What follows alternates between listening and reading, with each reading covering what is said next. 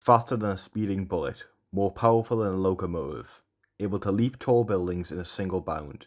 Look up in the sky. It's a bird. It's a plane. It's Superman. A Western icon, a statue of truth, justice, and a better tomorrow that has existed for over 80 years, capturing the hearts of many. We all know Superman's origin story. It's built into the very foundations of our culture.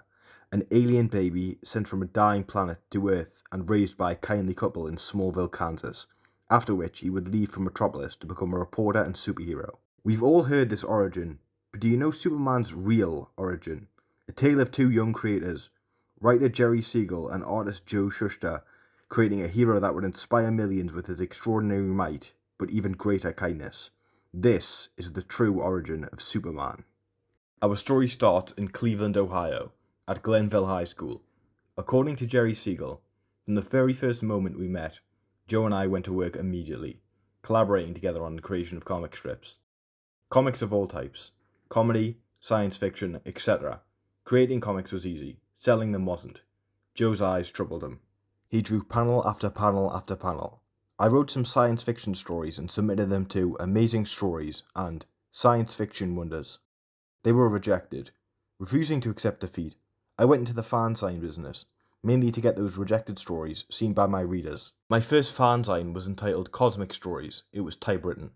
Later, with Joe Shuster as my art editor and myself as the editor, I published the fanzine Science Fiction. It was published on the mimeograph machine of Glenville High School, where I was a reluctant student. The first appearance of a Superman character wasn't even close to the Kal-El we know today.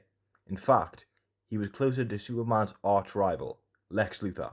The first Superman was published in the January 1933 issue of Science Fiction, titled The Reign of the Superman. It followed a chemist experimenting on a man named Bill Dunn, which he found in a bread line. Dunn was given a potion which granted him superhuman telepathic powers, which he wishes to use to take over the world. After discovering the potion's effects are temporary, he kills the chemist who gave him his powers in cold blood. After realizing he has no way to replicate the potion without the help of the chemist, he returns to the breadlines, yet again a normal man. After the reign of the Superman, the duo were convinced that Superman could work, albeit a different version of him from the one in the previous story. So they created the Superman. A publisher was initially interested in the comic, but soon pulled out. Massively distraught over this, Shuster destroyed all but the cover of the comic book and got a job as a delivery boy for a grocery store. 1934. Siegel was still convinced Superman could work. Siegel describes the night he created Superman as we know him today. Late one night, it was so hot, I had trouble falling asleep. I passed the time by trying to come up with new, dramatic story elements for the comic strip.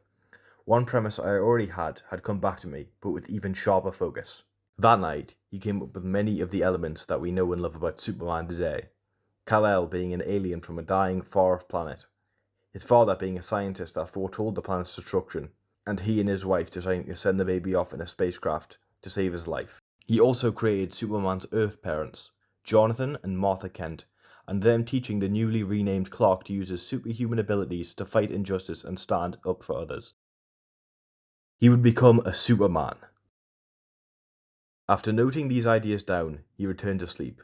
Waking up yet again, he returned to write more of the Superman mythos we now know. Superman using the timid, mild-mannered reporter Clark Kent as his secret identity. As Clark, Kal would wear glasses to further separate himself from Superman. Drawing on his own experience with girls. None. He also created Lois Lane, described as a very gutsy and beautiful reporter with a crush on Superman, unaware she was picking on Superman's clumsy alternate identity. Early next morning, Siegel arrived at Shuster's home, beyond excited to show him his new script. After reading the new and improved concept, Shuster loved it and got to sketching immediately. Siegel suggested Shuster add a cape and the now iconic S symbol to the design, and before they knew it, they had created the Superman that we know and love today. While Google will tell you that Superman's first villain was the Ultrahumanite, that isn't entirely true. According to Siegel and Shuster, Superman's first threat was the Mighty Comics editor. One editor who was pitched the idea of Superman thought no one would believe it, as if believability was an issue in the wild world of comic books. Others believed comic audiences would soon tire of Superman, and 87 years of comic books have proved that unnamed editor wrong. 1937. 3 years after the fateful day of Superman's creation. He had been rejected more times than the duo could count and almost published just as many. The duo were very particular about who they wanted to give Superman to, rightfully so. But the right publisher would reveal themselves soon enough, and that publisher would be Detective Comics. Siegel and Shuster were already working with DC on Slam Bradley and Spy, but they would soon be launching a new magazine. The duo forwarded a myriad of potential comic book concepts to the publisher, of course including Superman.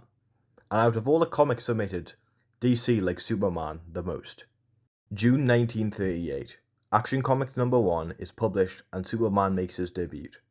And the rest is history, from battling Nazis to smashing the Klan, from country boy to big city hero, from defending the Earth from planet-destroying threats to traveling the cosmos to save a single young girl, from bachelor to loving husband, father and hero to all. That was the true origin of Superman.